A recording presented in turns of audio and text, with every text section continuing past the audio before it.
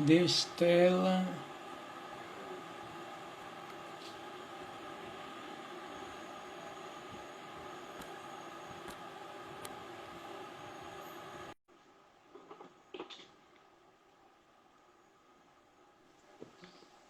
Oi, Eugênio. Oi, quase não consigo mais entrar. Quando eu tentava entrar, a net caía. Pode Pode, continuar, Eugênio? pode. Vai lá, Lili, começou. Vou voltar aqui o 92. A Ok. explicação a explicação do movimento dos corpos inertes aplica-se naturalmente a todos os efeitos de que acabamos de tratar. Os ruídos, embora mais fortes que os golpes na mesa, têm a mesma causa.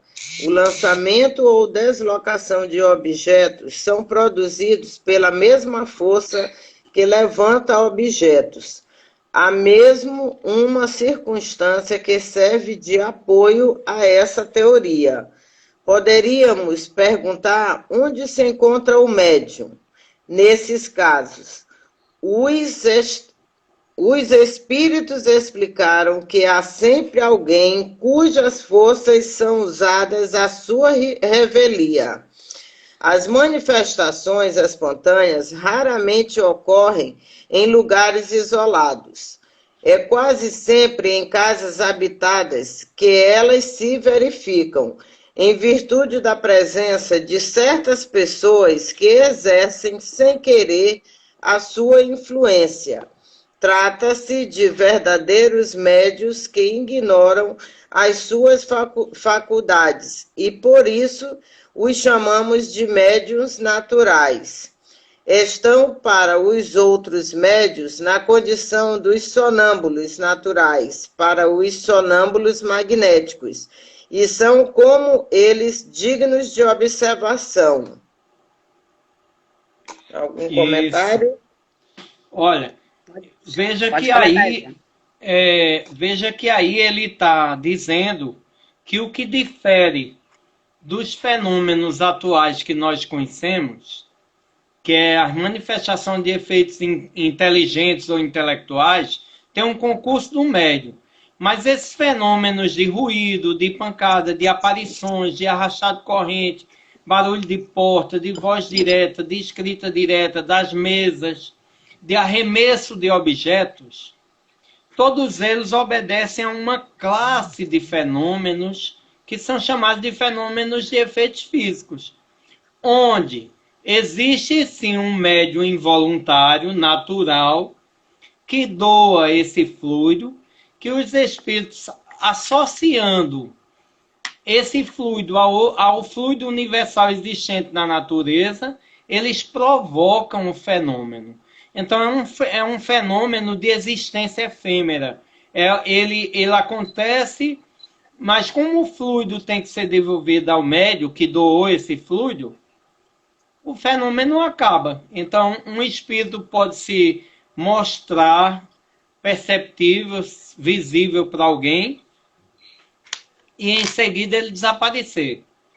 Ele pode dar um braço para você tocar e dar a sensação de tangibilidade, e depois ele desaparecer. Como pode, que é o motivo do nosso estudo de hoje, arremesso de objetos, ele pegar aqui, a gente está aqui estudando, e de repente ele pegar meu celular e jogar, arremessar no ar, esse celular, né? Então, é um efeito natural, tem uma lei, tem um efeito, aí ele provoca isso com os fluidos, mas tem que ter alguém que doa esse fluido. Esse fluido, dependendo do potencial fluídico dessa criatura, que é o médium involuntário, ele desconhece que é ele, né? Geralmente ele não toma conhecimento que é ele, que provoca o fenômeno, e ele pode estar até 1 quilômetro de distância. Dependendo, isso eu estou falando de que não é raro. Então ele pode não estar no ambiente onde é provocado o fenômeno, o médium, né, que doa esse fluido. Mas lembremos-nos, o fluido não é somente o fluido vital do médio exteriorizado, que a gente chama de ectoplasma. Esse fluido se soma ao fluido universal que os espíritos retiram do ambiente, da natureza. Soma com o fluido animalizado, o magneto do médium, e esse misto desse fluido, com a impregnação espiritual dele, ele provoca o fenômeno. Certo? Isso. Aí certo. Não sei se tem dúvida, olha, eu acho que antes eu não me atentei ao tempo. E a live acabou e eu perdi. Tinha muita gente que tinha feito pergunta aí. Tinha umas perguntas maravilhosas que eu ia ler ainda, mas não sei. Se alguém quiser repetir, fazer pergunta, faça aí.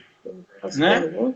É porque o tempo acabou, ele não percebeu. Aí não ouvi mais. Vocês entenderam ou tem alguma dúvida? Você, Leila? Para nós, tranquilinho, tranquilinho.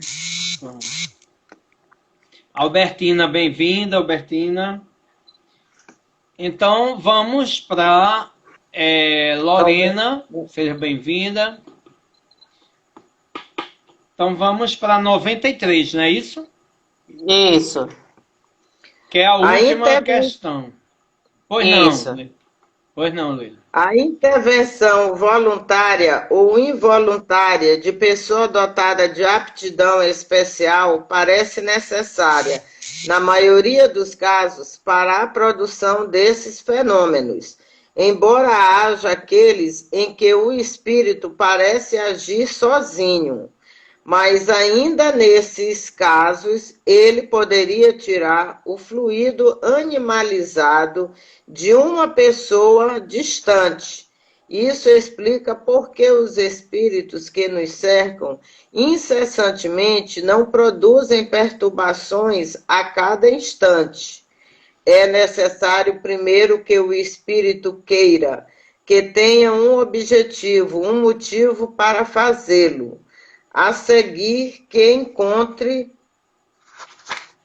precisamente no lugar em que pretende agir uma pessoa apta a ajudá-lo, coincidência que só raramente ocorre se essa pessoa aparece inesperadamente. Ele a aproveita, mas apesar das circunstâncias favoráveis, ele poderia ainda ser impedido por uma vontade superior que não lhe permitisse agir como quer. Pode também só lhe ser permitido agir dentro de certos limites. Nos casos em que essas manifestações sejam consideradas úteis, seja para servirem como meio de convicção ou de experiência para a pessoa que as suporta. Isso.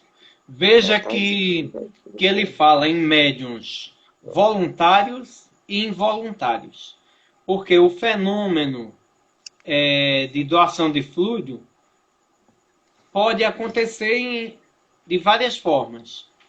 Então, voluntariamente, como?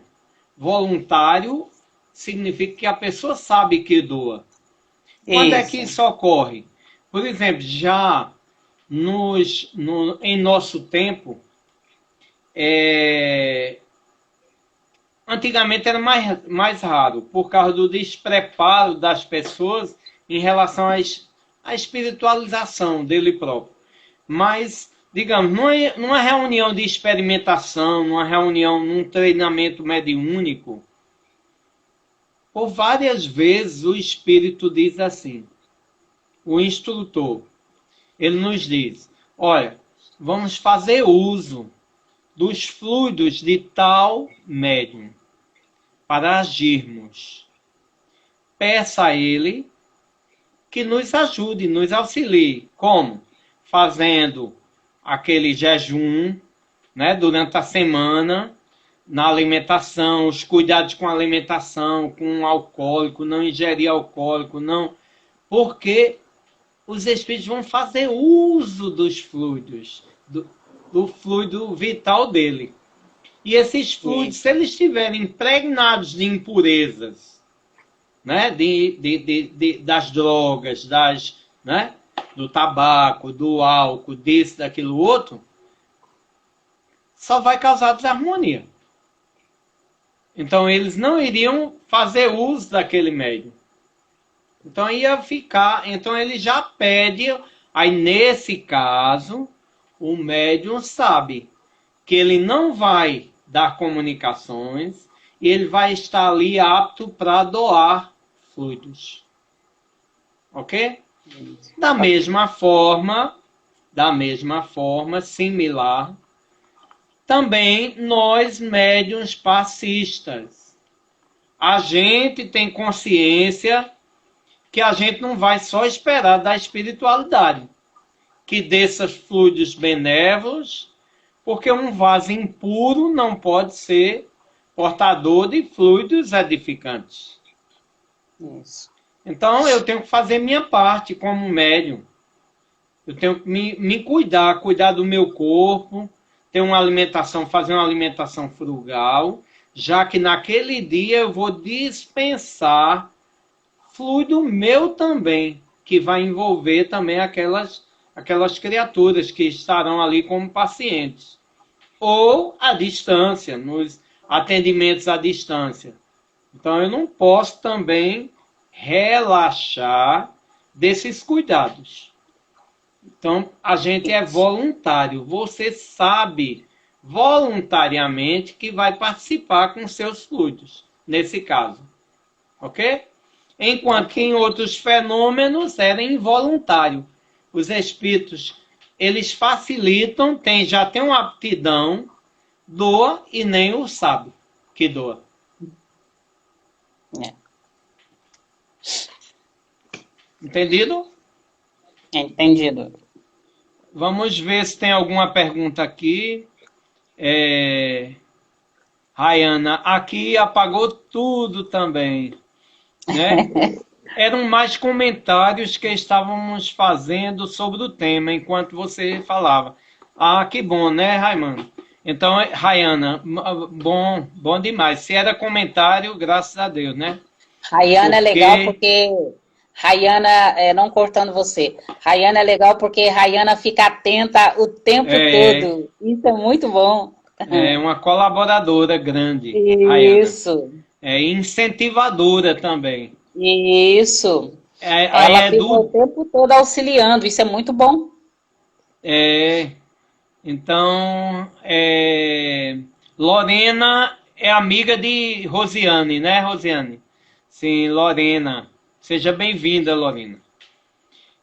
Edu fala, está sendo muito esclarecedor. Muito obrigado, Eugênio e irmãos. Ah, Edu, que bom, graças a Deus. Lorena, seja bem-vinda, Lorena. Lorena está aí. Então, até agora eu não vejo perguntas. Né? Se vocês tiverem algumas dúvidas, que falem aí, gente. E aí, Estela, vocês?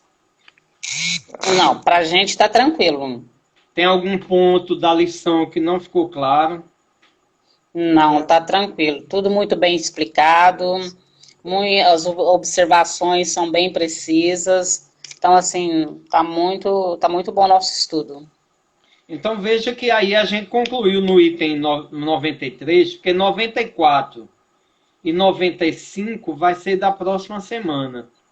E, por sinal, é muito longo, né? 95 para terminar arremesso de objeto e a gente entrar em fenômenos de transporte ou aporte, como era chamado no francês.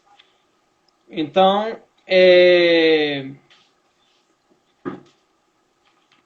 a gente, se não tiverem dúvidas, se a lição ficou clara, então veja que o assunto principal, que foi motivo do nosso estudo de hoje, foi arremesso de objetos. Tudo faz parte de manifestações físicas e espontâneas, mas aí a gente está justamente falando principalmente de arremesso de objetos, que os espíritos arremessam certos objetos, uma mesa, uma cadeira, uma caneta, uma prancheta, arremessavam contra a parede ou contra alguém, uma pessoa, Isso. né? Uhum. Então, esses fenômenos que aconteciam, eles tentando explicar como esses fenômenos ocorrem, né? Isso. Então, nenhuma dúvida. Nenhuma. E todo mundo entendeu como é que esses fenômenos espirituais acontecem, né? Então, um espírito jamais alguém poderia chegar aqui hoje que não é espírita e ouvisse o nosso comentário e poderia perguntar para a gente assim: ora, então como é que isso acontece? Como é que um espírito joga um objeto? Ele chega e por vontade própria, ele chega aqui e pode atuar num plano físico sozinho, ele pode fazer o que ele quiser aqui? E a nossa resposta seria não. Não. Né? Agora O espírito não pode atuar sem um concurso de um médium, seja ele involuntário ou voluntário, né? Então, Isso. que doe esse fluido, que ele, pegando esse fluido do médium, que o médium vai doar por alguns instantes. Em seguida, esse fluido retorna para ele, né? Isso. E ele vai juntar a fluidos existentes na natureza e vai atuar, construir a vestimenta dele, para se mostrar para a gente, né? Então, digamos, se você viu como as pessoas chamavam, é muito comum chamar no interior dizendo assim, as almas, eu vi uma alma, né? Eu vi uma alma, percebi uma alma. Porque alma é o espírito no corpo, né? O espírito encarnado. Agora, para a gente, espírita, mas as pessoas que não conhecem a doutrina espírita taxavam tudo de alma, né? Quem aparecia eram as almas. Então não era um espírito de uma pessoa viva, era de uma que já voltou para o mundo espiritual, né? Então ela chamava de alma essa. Mas no entender nosso, à luz da doutrina espírita, a alma é... Então Eugênio tem uma alma, né? Eugênio é uma alma agora, Estela é uma alma, todos vocês são alma, né? Almas boas, viu? Almas boas. Estamos tentando, para não usar aquele outro chavão, né?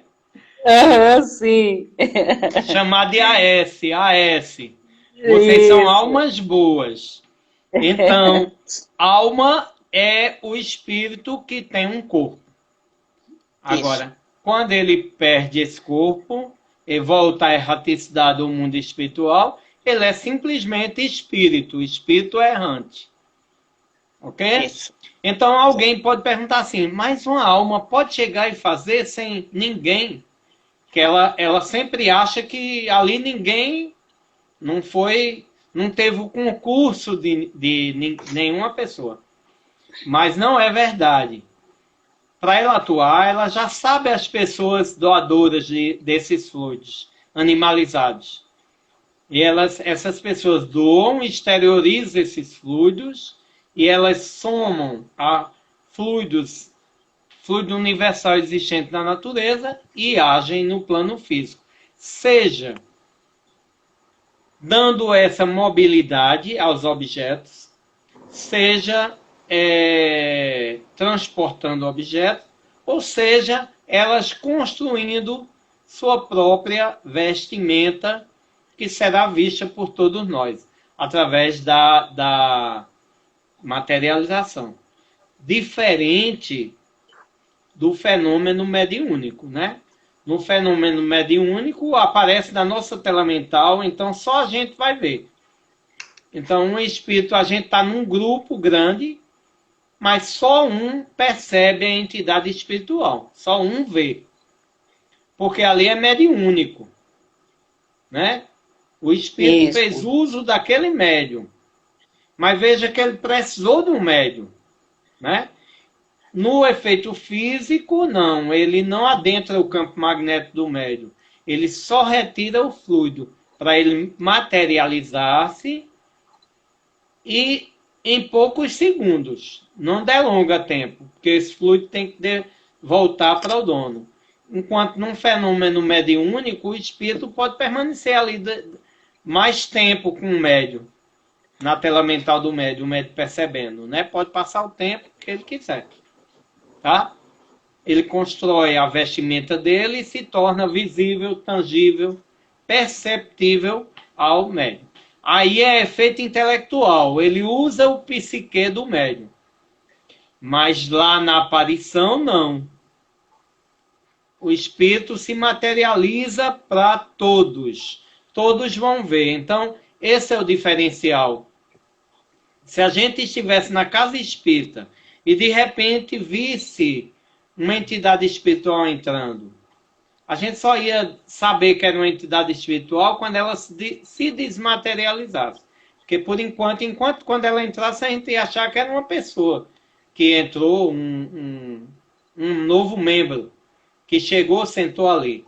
Mas de repente todos viram aquela pessoa desaparecer. Ela não saiu por onde entrou. Ela, na cadeira mesmo, ela... né? Então se desmaterializou. Esse é o diferencial, porque um espírito materializado, todos o veem. E num fenômeno mediúnico, só o médium vai vê-lo.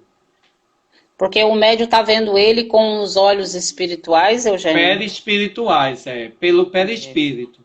É uma visão perispiritual. É uma visão mental, né? Está no corpo mental. Que o representante, então, é uma visão perispiritual.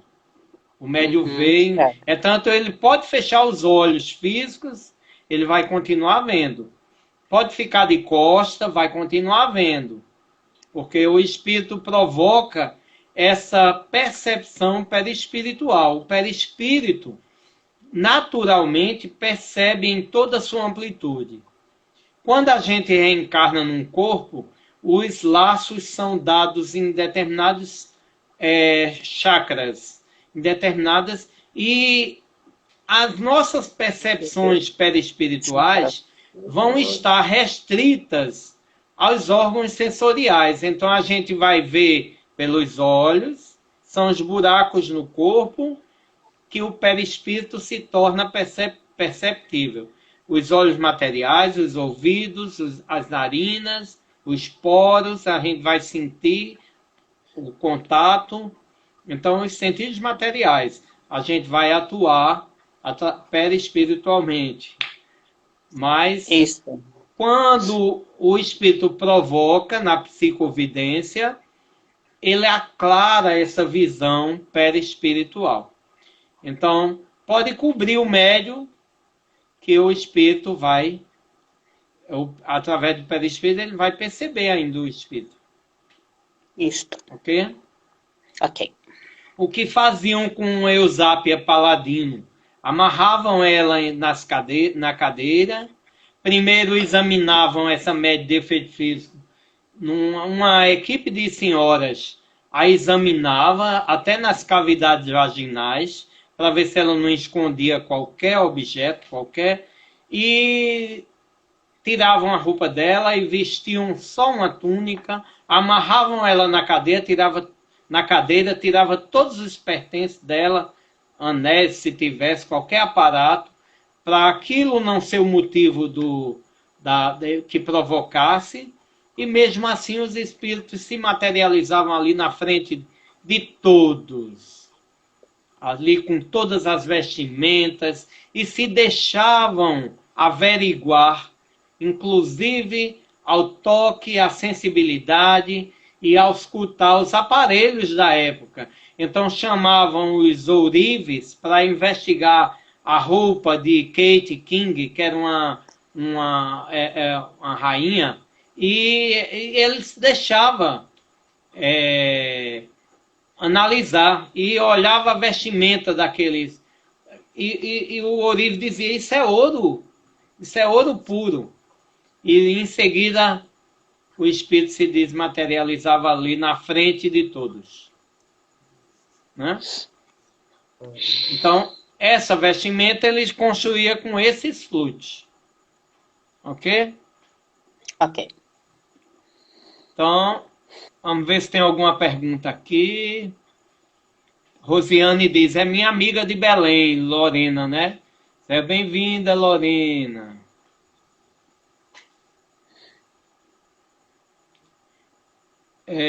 Ivanaldo, tem um comentário, sem os esclarecimentos, ficaria muito difícil o entendimento das questões tão importantes, né? Realmente, são questões muito importantes, né, Ivanaldo?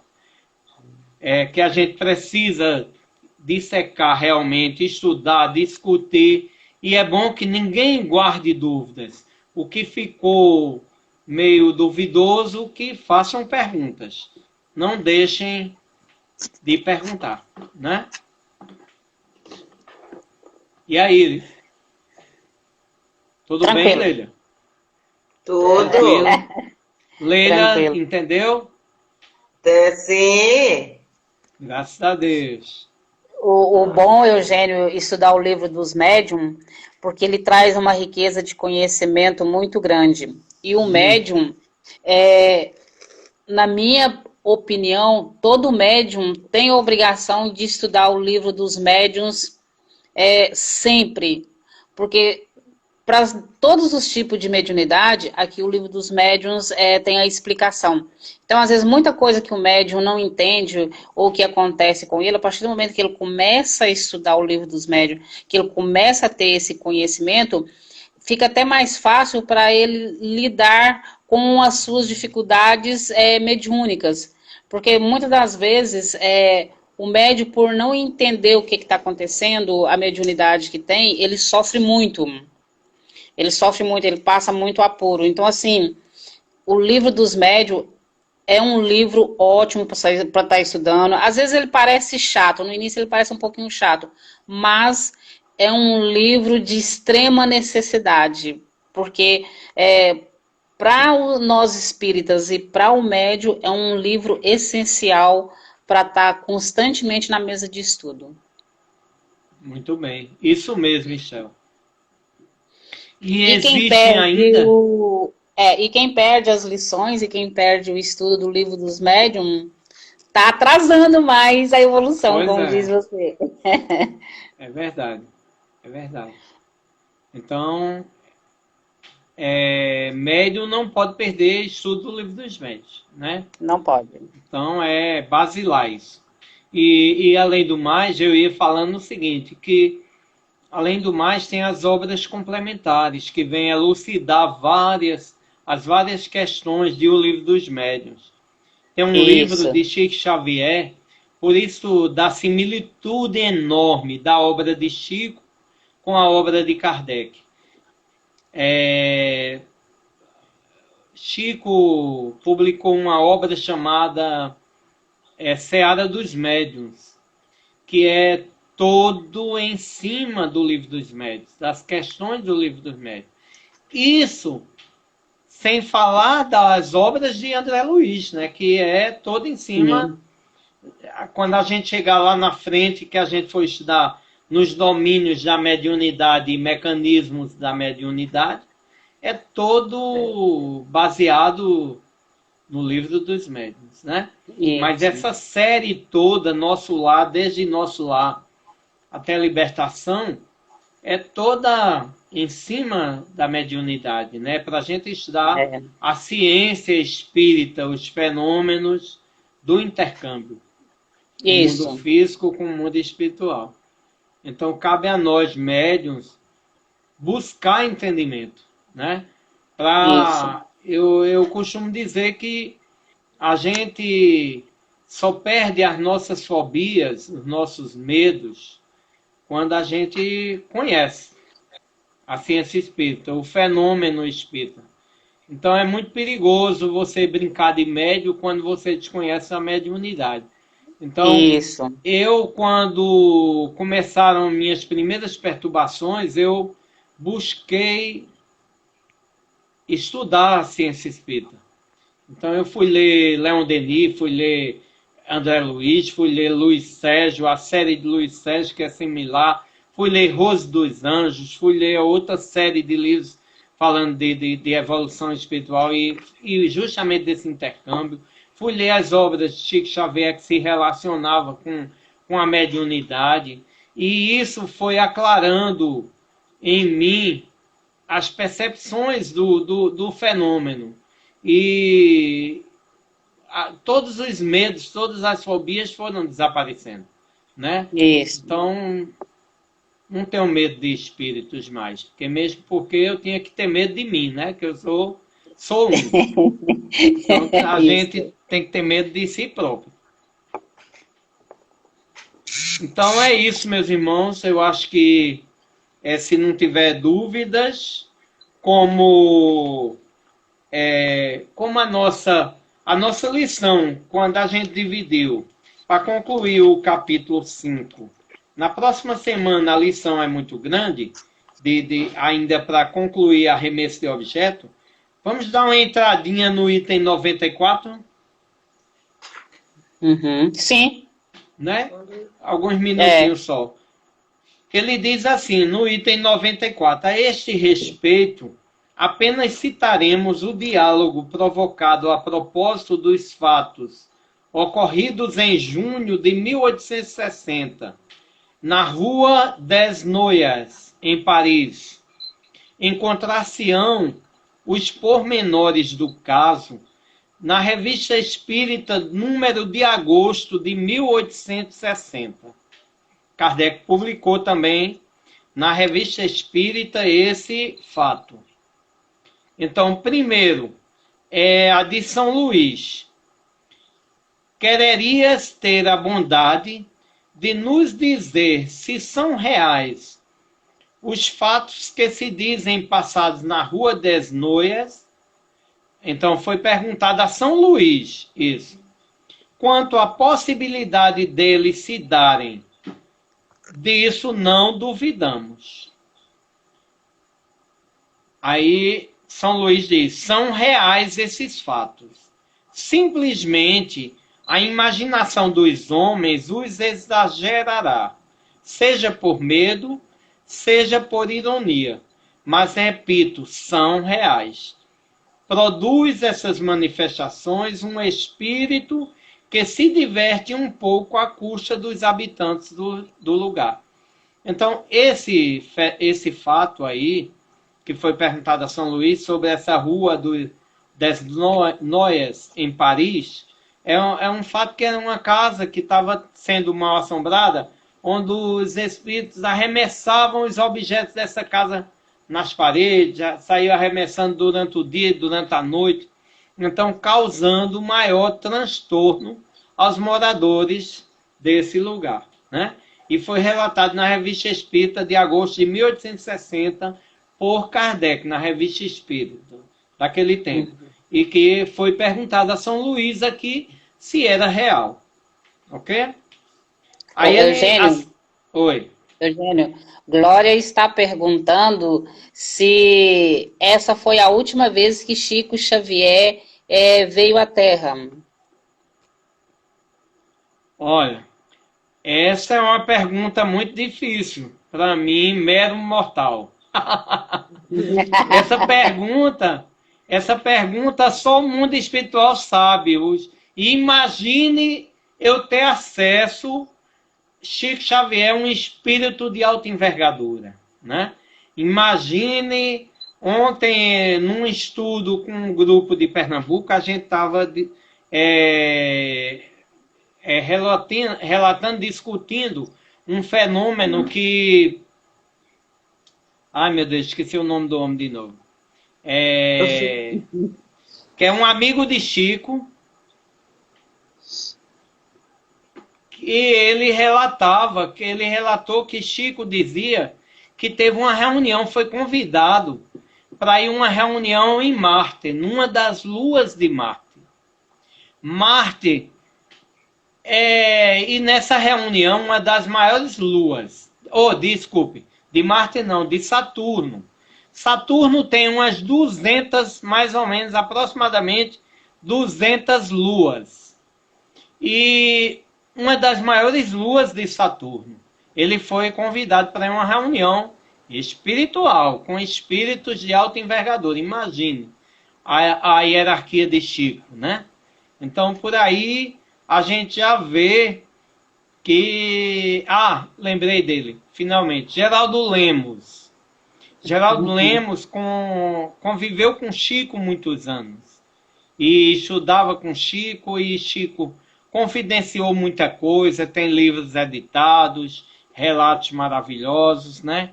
Inclusive, é um relato que tem um livro publicado aí, As Vidas de Chico Xavier, né? Que um Souto Maior publicou e que faz um relato de várias vidas de Chico. E uma dessas vidas é com Allan Kardec. E eles vão a Chico, esses amigos de Chico Xavier, e perguntam para Chico: Chico, você viu essa obra que foi publicada, relatando sobre suas vidas? E Chico muda de assunto. Diz que por várias vezes, por vezes continuadas, sempre que se falava no livro, Chico mudava de assunto e nunca respondeu. E quando estava próximo do desencarne de Chico, todos aqueles amigos que se encontraram com ele naquelas reuniões e novamente perguntavam para ele se ele tinha sido, em uma encarnação passada, Allan Kardec, ele comprou, obteve essa obra, As Vidas de Chico Xavier, fez uma dedicatória e ofertou a todos eles a obra, As Vidas de Chico Xavier, na véspera do retorno dele ao mundo espiritual. E pediu para todos eles que não lessem, não abrissem o presente, que aquele presente deveria ser aberto após o desencarne dele, o retorno dele. E para surpresa deles, de todos eles, quando abriram o livro, estava ali na dedicatória de Chico, Chico asseverando, comprovando, dizendo que aquela obra era uma obra maravilhosa, que fazia relatos verdadeiros, que só tinha coisas instrutivas e que não tinha nenhuma inverdade. Então, indiretamente, ele estava afirmando ali, respondendo ali aquela inquietação de todos os seus amigos, que queriam saber se ele era Chico Xavier, mas se ele teria sido Allan Kardec. Mas ele não podia responder para não aguçar a vaidade, orgulho daquelas pessoas, né, que estavam ali trabalhando com ele, convivendo com ele. E isso ia gerar uma série de burburinhos até negativos. Porque quando um espírito vem e se identifica, não vai faltar entidades perversas, encarnadas, que vão alfinetar, né? Criar e perder tempo com isso, que isso é uma discussão menos importante, né? Então, você vê que Chico é um espírito de uma hierarquia, um espírito muito elevado. Então, nós não temos certeza, nossa amiga Glória, é verdade que Chico Xavier foi a última vez que ele veio à Terra, nós não temos capacidade de compreender, nem nos é dado permissão de saber sobre isso. O que a gente sabe é que Allan Kardec, ou que Chico e Emmanuel, eles vêm se alternando. Quando Emmanuel reencarna, Chico fica como mentor espiritual de Emmanuel. E quando Chico reencarna, Emmanuel é seu mentor espiritual. Então, isso a gente sabe deles, mas a gente não é dado. Então, dizem que Emmanuel já aguardava, Chico já fez alguns relatos, e dizia que tinha que voltar para Emmanuel reencarnar. Então, provavelmente, Emmanuel já está reencarnado na Terra, e Chico está como mentor espiritual dele, né?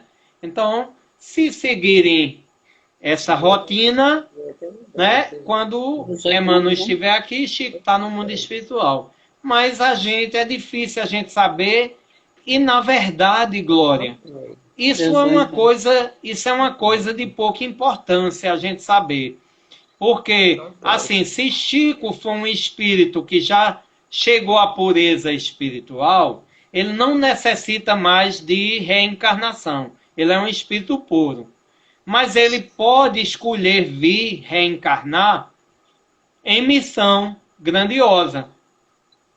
Jesus é um espírito puro, mas ele escolheu reencarnar aqui na Terra, ele como governador espiritual nosso, da Terra. Ele ainda escolheu vir reencarnar e vir aqui para nos dar aulas práticas de amor, né? E retornar ao mundo espiritual e ficar conosco. Ele nunca nos deixou, ele sempre esteve conosco e sempre está conosco. Então, Chico, pode ser que ele retorne e pode ser que não sei. Então, a gente não tem nada que fale sobre isso, e eu acho que se ele tiver que voltar, volta com uma missão grandiosa nesse mundo. Talvez, quem sabe, esse mundo agora que a gente vai entrar, que é o mundo de regeneração, a gente aguarda ele no primeiro, quando encerrar o mundo de regeneração, a gente vai entrar no primeiro mundo superior, se a gente tiver direito, né? Porque para isso temos que sermos mansos, para herdarmos a terra, nas palavras de Jesus. E quem sabe nós iremos nos encontrar com o nosso irmão Chico Xavier, né? Iluminando as nossas mentes, as nossas consciências com Jesus, né? Então é isso. Ivanaldo diz, sem os seus... Ah, não, já li isso. Glória diz, é verdade, não foi a pergunta, né? Luciene, deve ser bom esse livro. Esse livro deve ser As Vidas de Chico Xavier. Muito bom, Luciene, muito bom mesmo. Eu tenho esse livro, agora está lá em Pernambuco, está em Recife. Estou esperando a pandemia acabar para me buscar umas várias obras que eu tenho lá boas para estudo, né? Cláudia Mendonça, que bom, seja bem-vinda, querida. Lá de Recife, a nossa cantora. Paz e luz para vocês também. Então, gente, se ficou claro os assuntos, né? Posso fazer a segunda pergunta? Pode. Então, eles perguntaram, haverá na casa alguma pessoa que dê causa a tais manifestações? E São Luís respondeu, elas são sempre causadas pela presença da pessoa visada. É que o espírito perturbador não gosta do habitante do lugar onde ele se acha. Trata então de fazer-lhe maldades, ou mesmo procura obrigá-lo a mudar-se. Então ele provoca, então sempre tem que ter alguém que é a causa, porque doa esses fluidos voluntariamente ou involuntariamente para eles atuarem, né?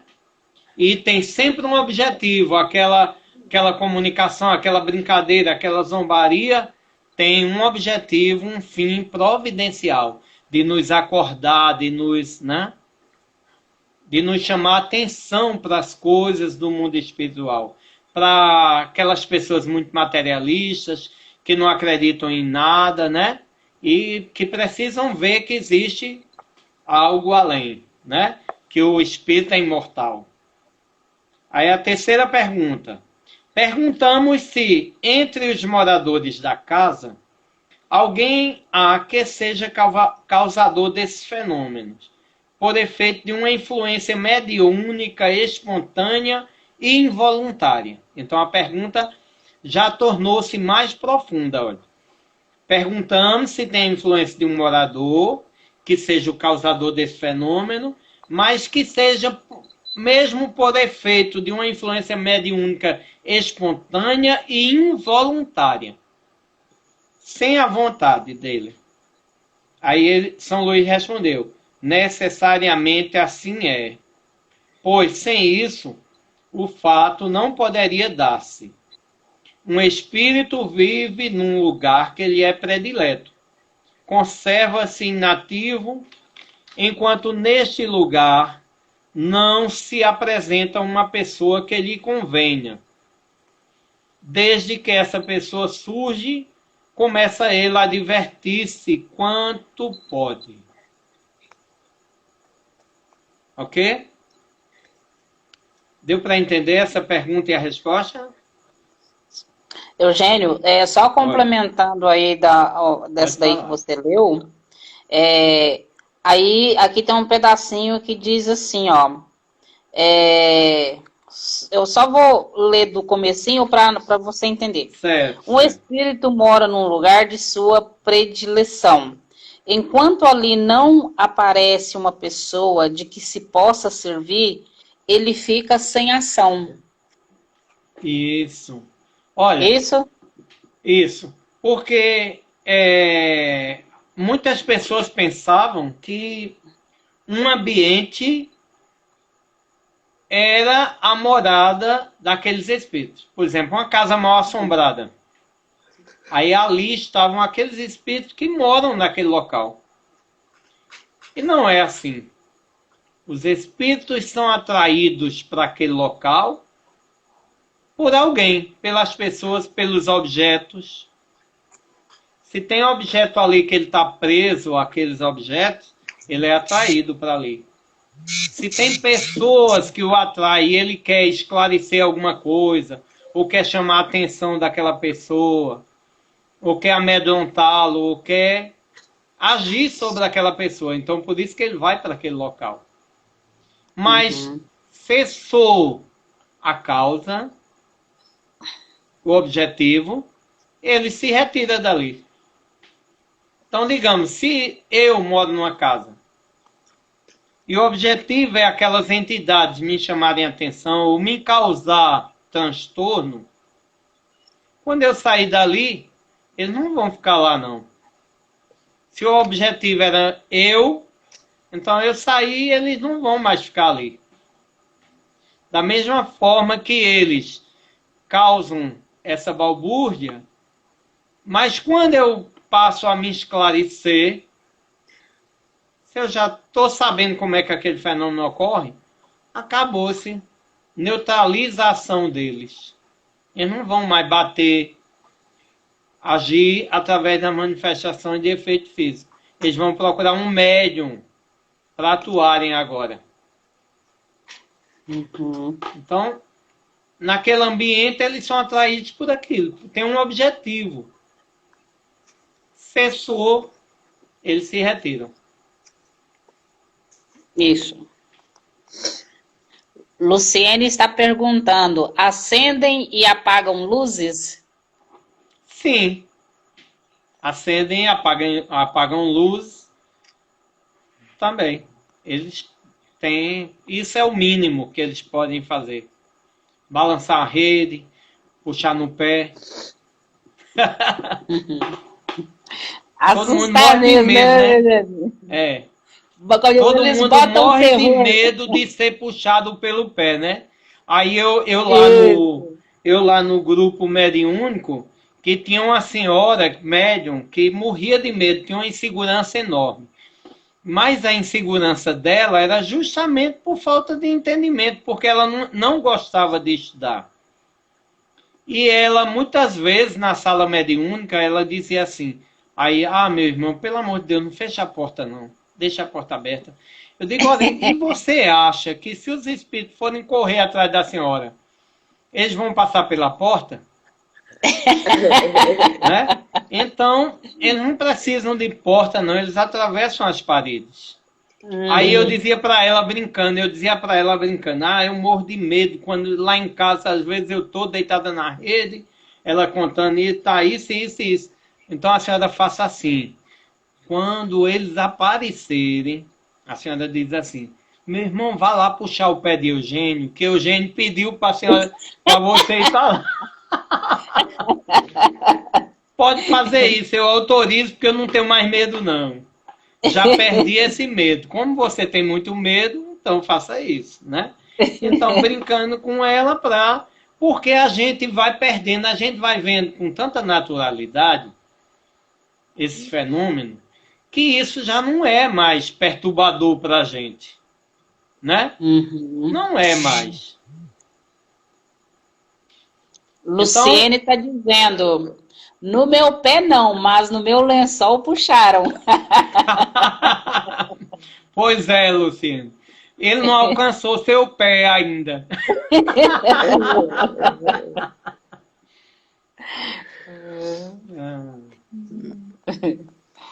É bom a gente estudar assim de forma descontraída, que a gente vai, mas é sério, é de forma séria, para a gente ilustrar e brincar, porque tem muita gente ainda que tem muito medo, né? Tem insegurança. Mas a insegurança, eu digo sempre, é filha do desconhecimento, da ignorância, da falta de entendimento.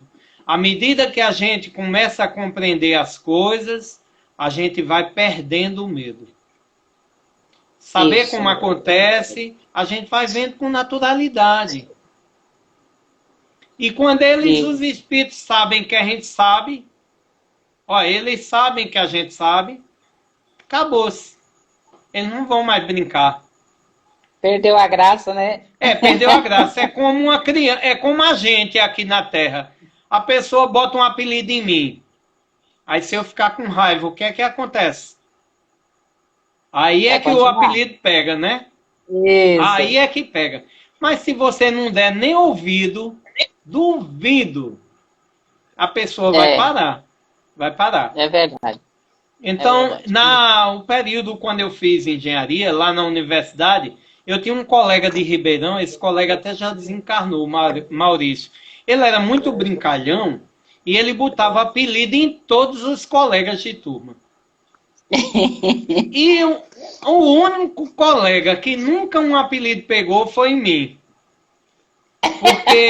Porque quando ele chegava e botava o apelido em mim, aí eu ria e eu mesmo me chamava com aquele apelido.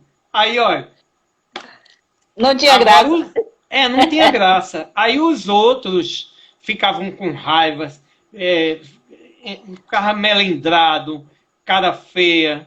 Então, aí aquele apelido pegava. Aí outro que via dizia, ele não gostou não, então eu vou chamar. Pronto. Vou ficar no pé dele. Ficava no pé. Eugênio, então, nossos minutinhos já estão se esgotando. Já estão se esgotando. Vamos... Eita, vai dar tempo de fazer a prece, né? Vai. Então vamos... Leila, pode fazer a prece, Leila? Eu gostaria de ouvir você fazer a prece no final. Então pronto. Vamos elevar o nosso pensamento a Jesus, a Deus, rogar a misericórdia, como o Mestre nos falou há mais de 2000 anos. Pedi e obtereis. Batei e abri-se-vos-á. Quando oramos com fé, com confiança, as nossas preces são sempre atendidas. Então, que sejamos fortes, convictos na fé. E rogamos ao Mestre Divino o amparo e a proteção, a energia suficiente para trilharmos o caminho do bem, superarmos as adversidades e os tropeços, os obstáculos e as pedras do nosso caminho. Senhor Jesus, somos sabedores, Senhor, das nossas fragilidades e que fomos nós que escolhemos as provas que viemos passar. as condições que recebemos aqui no mundo físico. Abençoa, Senhor, a nossa jornada. Ilumina-nos o nosso caminho. Sê o nosso faroleiro divino a iluminar-nos, convidando-nos ao trabalho do bem. Emite, Jesus, os teus fluidos medicamentosos e salutares, que se faça descer sobre a terra, Senhor, iluminando os locais de trevas, de aflições, de sofrimento. Ampara, Senhor, todos os nossos irmãos que acabam de deixar a terra. Ampara, Senhor, os nossos irmãos que se encontram nos leitos dos hospitais. Através da tua misericórdia, Senhor, que os teus fluidos medicamentosos criem uma nuvem, uma nebulosa poderosa de ação energizante, de ação calmante, de ação transformadora sobre toda a nossa terra. Nos dando a força necessária, Senhor, para representarmos instrumentos da tua paz, da tua luz, da tua misericórdia, amparando os nossos irmãos do caminho, emitindo as nossas melhores vibrações, as nossas melhores luzes sobre todos da terra, para que eles possam, Senhor, antever a necessidade da transformação moral e espiritual, o seu burilamento, arrependimento das faltas e saber tomar ciência que todas as aflições são oriundas das nossas próprias imperfeições, mas principalmente, Senhor, que devemos reconhecer em todos os irmãos do caminho nossos irmãos e desejar a todos eles o que desejaremos para nós próprios. Abençoa, Senhor, todos nós, ampara-nos e faz-nos reais trabalhadores da tua seara. Transforma-nos em verdadeiros trabalhadores do bem, os trabalhadores da última hora. Sentimos essas vibrações de amor, Senhor, que elas permaneçam conosco, hoje e sempre. Que assim seja. Que assim seja. Então, Jesus abençoe a todos, que todos sejam, hoje tenham uma noite maravilhosa e que não esqueçam de orar por todos os nossos irmãos que foram acometidos desse Covid-19 e lembrar que é uma bênção. Lembrar sempre como bênção que Jesus envia, Deus permite, e Jesus envia esse vírus para nos transformar, para nos melhorar.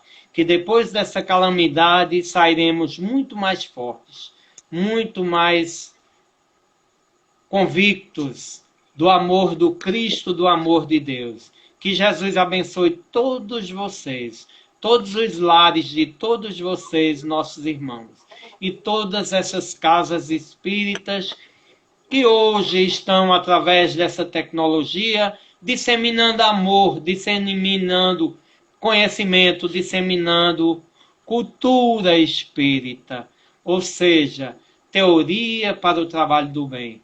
E que vejamos essas lições e tentamos pôr em prática a cada dia, tentando nos entrar nessa fieira do bem. O trabalho surge, não se faz necessário que o trabalhador esteja pronto, mas basta que ele tenha boa vontade